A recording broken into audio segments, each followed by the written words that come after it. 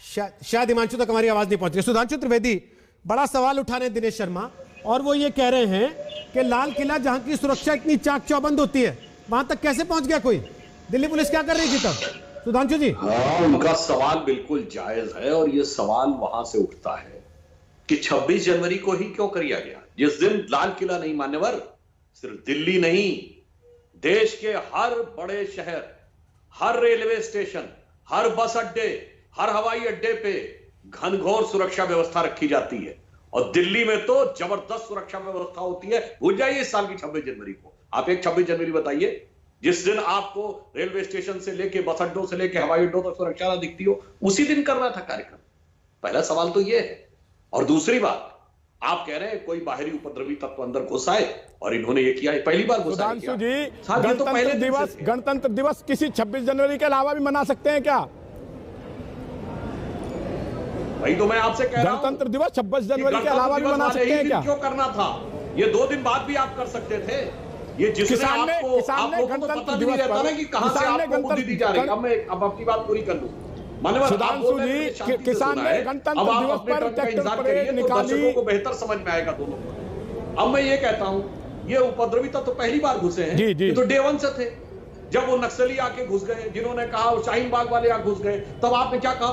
अरे भाई तो आंदोलन है, कोई भी आ जाए। अगर उसी समय ये 32 के 32 लोगों ने प्रस्ताव पारित करके कहा खबरदार, इस तरह के लोगों से हमारा कोई मतलब नहीं, एक बार आपने घुसने दिया तो देखिए वो पूरी तरह घुस गया कि उन्होंने क्या अगर उसमें नक्सली घुस गए थे तो आपकी सुरक्षा एजेंसियां क्या कर रही थी? टर्न पे बोलिए ऐसे एक दूसरे को बोलने तो दर्शकों को समझ में नहीं आता। नक्सली घुस गए थे तो ये सुरक्षा एजेंसियां क्या कर रही थी? दिनेश जी, अरे भाई मैं वही तो कह रहा हूं ना, आपने कहा इसका मतलब आपने मान लिया कि आपका कोई कंट्रोल नहीं, फिर नेता नहीं तमाशबीन ने ये कहना चाहिए था। आपके आंदोलन में कोई घुस रहा, जब आपके खेत में फसल लहला रही होती है, कोई अंदर घुसता है तो आप पुलिस को रिपोर्ट करते हैं, लाठी लेके दौड़ाते हैं उसको?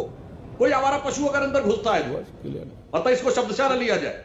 तो यहां पर जब आपकी खेत में फसल खड़ी हुई थी, क्यों नहीं लाठी लेके दौड़ाया उनको? देखिए गांव देहात की कहावत है, मैं उसको सुनाई देता हूं। आज किसान आंदोलन के साथ यही हुआ, समय रहे चेते नहीं और सच से किया न हेत, अब पछताए होत का जब चिड़िया चुग गई खेत। और दूसरी एक कहावत है कि साझे की हंडिया चौराहे फूटती है। बड़ा विचित्र आंदोलन था।